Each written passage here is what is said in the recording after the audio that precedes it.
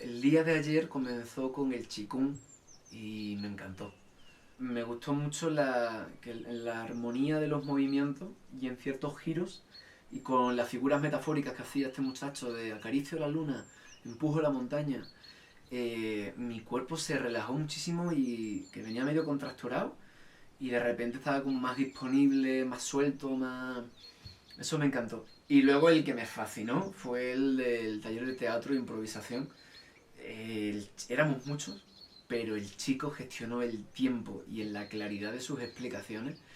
Y es que hay algo muy bonito en la improvisación de teatro, que si logras producir la atmósfera en la que la gente esté cómoda y no se sienta que va a hacer el ridículo, es maravilloso. Entonces, ejercicio tras ejercicio, nos fue soltando de menos a más y al final hubo teatro, una pequeña obra improvisada entre todos y, y se practicó mucho esto de la escucha, ¿no? De no siempre querer tú llevar la voz cantante, sino de a ver qué dice el otro para ver cómo continúo yo la historia. Y bueno, y claro, y la madre de todas las actividades que es el templo del baile, pues siempre he tenido una relación dual con las static dance. Como que ha habido veces que no entro nada y el cuerpo se mueve un poco y tal y cual, pero no hay como esa rienda que hoy sí la he sentido, que me lleva y que estoy reventado, que tengo el corazón que se me sale por la boca, que estoy sudando,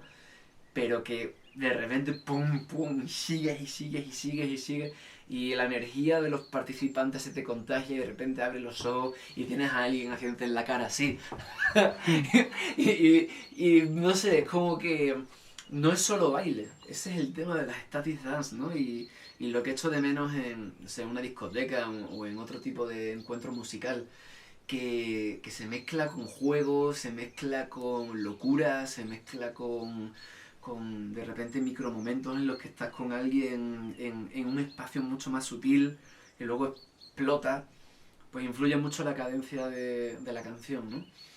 Y bueno, pues nunca había estado en una static dance en la que tú hubieses hecho la selección musical y como te he dicho antes, enhorabuena, tío, porque ha sido exquisito. O sea, cada célula de mi cuerpo me está diciendo, gracias, ¿por qué no nos habías traído antes?